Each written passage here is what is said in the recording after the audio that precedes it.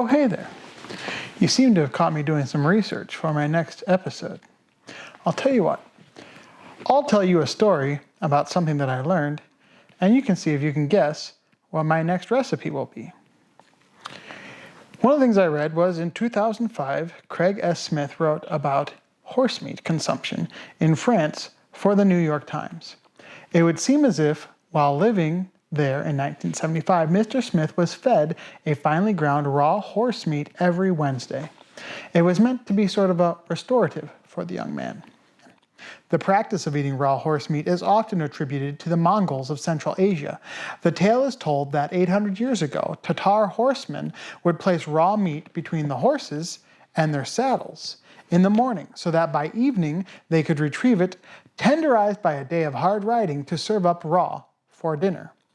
As the Tatars traveled, so too did their love of this dish, until it arrived in Hamburg, Germany, as the inspiration for steak tartare.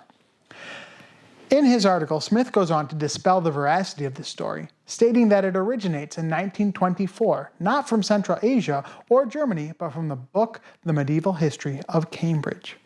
In it, the story dictates that the use of meat under the saddle was not to prepare it for consumption, but rather to alleviate the sores on the horses that might arise from the rubbing of the saddle and the harnesses against the animal's skin.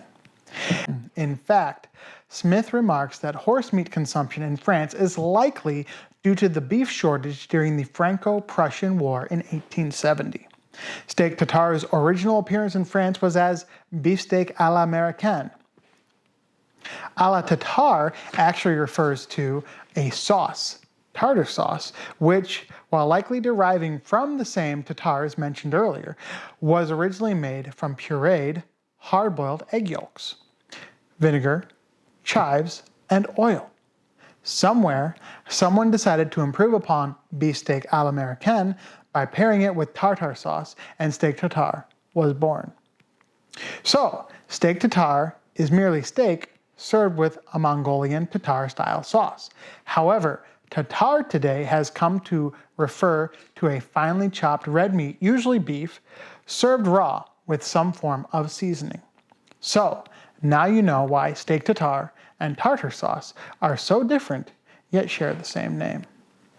That's all I have for today. If you think you found out what my recipe is for this week, please leave a comment below and let me know what you think. Catch you next time on Dr. Beck's Epicurean Delights.